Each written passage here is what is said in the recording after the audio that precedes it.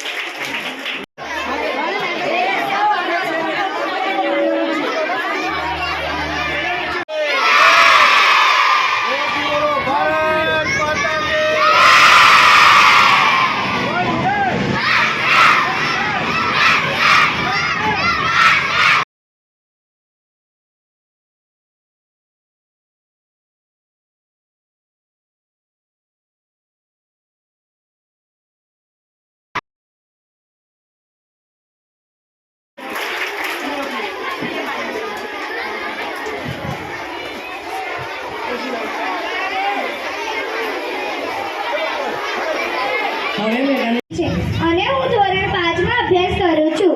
આજે કન્યા કેળવણી મહત્વ અને શાળા પ્રવેશોત્સવ 2025-26 ના આ શુભ પ્રસંગો મને બેટી બચાવ વિશે કંઈક કહેવાનો મોકો મળ્યો છે, તેનો મને ખૂબ જ આનંદ છે. મિત્રો, આપણે સૌ જાણીએ છીએ કે દીકરીઓ આપણા સમાજનું ઘેરણું છે. દીકરીઓ વગર ઘર સૂનું લાગે અને સમાજ પણ અધૂરો છે. પહેલાના સમયમાં લોકો દીકરીઓને બહુ જ સમજતા હતા, પરંતુ આજે સમય બદલાયો છે. દીકરીઓ પણ દીકરાઓ જેટલી જ સક્ષમ છે. પછી અવકાશ વિજ્ઞાન હોય, આપણે બેટી બચાવો એટલે કે દીકરીઓને બચાવવાની, તેને ભણાવવાની. આ વાત શા માટે કરીએ છીએ? કારણ કે કમનસીબે હજુ પણ કેટલાક લોકો દીકરીઓને જન્મ પહેલાં જ તેમને દુનિયામાં આવવા દેતા નથી. આ ખૂબ જ ખોટું છે.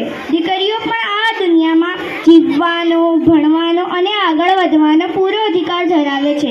કન્યા કેળવણી મહત્વ મુખ્ય ઉદ્દેશ્ય જ એ છે કે દરેક દીકરી શાળાએ જાય, શિક્ષણ મેળવે અને પોતાના પગ પર ઊભી રહે. જ્યારે એક દીકરી ભણે છે ત્યારે તે માત્ર પોતાનું જ નહીં, પોતાના પરિવારનું અને સમાજનું પણ ભવિષ્ય ઉજ્જવળ બનાવે છે. શિક્ષણ દીકરીઓ સ્વસ્થ સમાજનું નિર્માણ કરે છે. આજે જે નાની બહેનો શાળામાં પ્રવેશ કરી રહી છે તેમને મને જોઈને ખૂબ જ આનંદ થાય છે. આપણે સૌએ તેમને ભણાવવા માટે પ્રોત્સાહિત કરવા જોઈએ. ધોરણ 4 શ્રુતિ, ધોરણ 5 હર્ષિદા. बेटी बचाओ बेटी बचाओ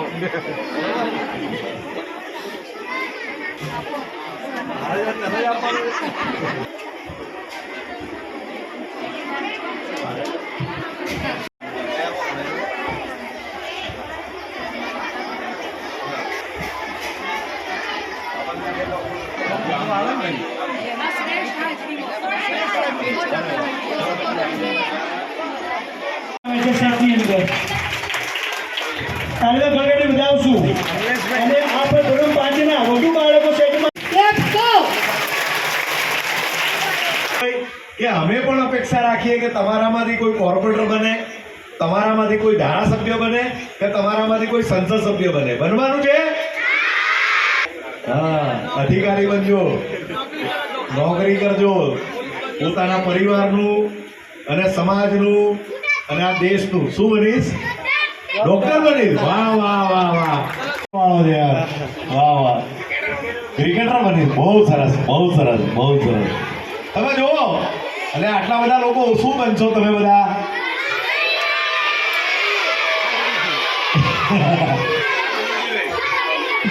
કલેક્ટર બનીશ. વાહ વાહ વાહ વાહ, સરસ સરસ, ખૂબ સરસ. ખરેખર બહુ સરસ સ્કૂલ છે. આ છોકરાઓ જાતે ઊભા થઈ છે, મોટી વાત છે. ખરેખર શિક્ષક મિત્રોને અભિનંદનો. અને દેશના વડાપ્રધાન નરેન્દ્રભાઈએ જે સપનું જોયું છે કે એમણે વર્ષો પહેલાં જ્યારે મુખ્યમંત્રી હતા ત્યારે કન્યા કેળવણી પ્રવેશોત્સવ, કે નાના ભૂલકાઓને સ્કૂલમાં લઈ જવા માટે મુખ્યમંત્રી પોતે આવતા હતા. ધારાસભ્ય, સંસદ સભ્ય, આઈએસ હમણાં જોતો હતો, શિક્ષક મિત્રોનું ક્વોલિફિકેશન જોતો હતો. ઘણા એમએસસી થયેલા શિક્ષક મિત્રો છે. તમે વિચાર કરો, પ્રાઇવેટની અંદર ફક્ત ગ્રેજ્યુએટ હોય, 10મું 12મું પાસ હોય અને એ લોકોને એમના પગારની વાત કરીએ તો 15,000થી વધારે કોઈનો પગાર ના હોય.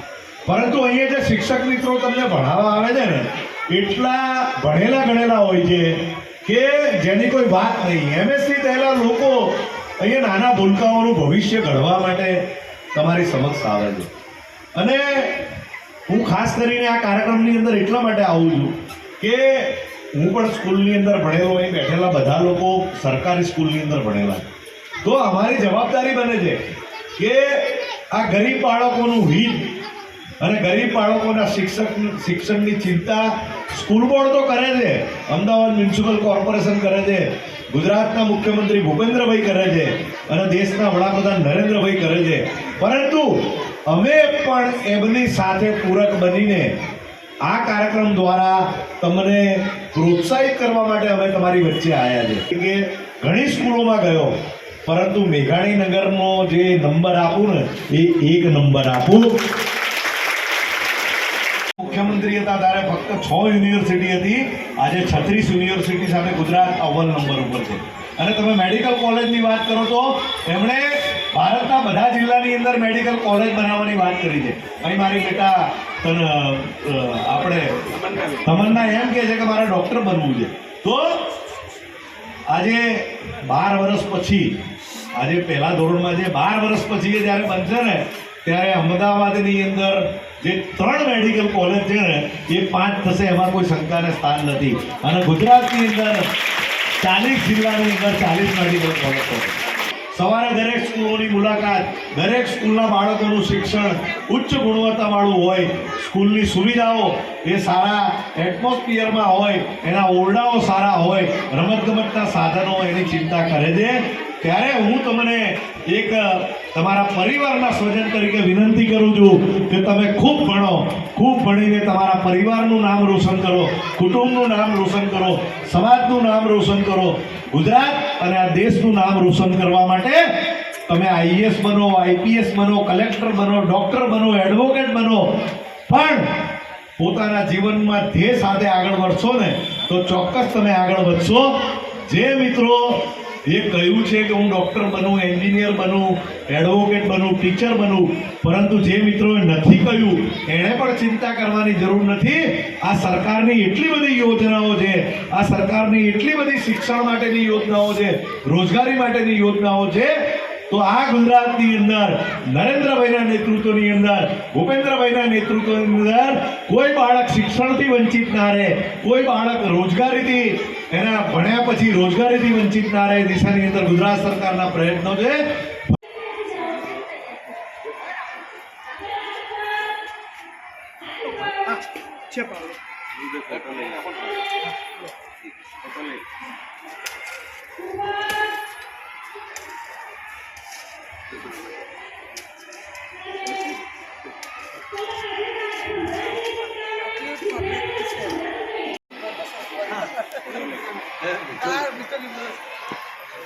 સદા સાહેબનું જીવન મીઠું રહે એવી શુભેચ્છા છે.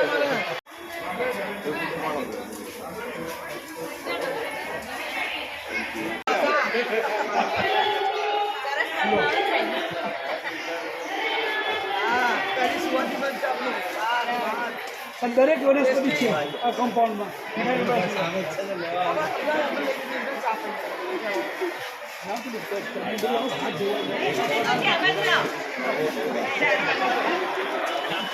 હા લાવો, 5 થઈ રહ્યું.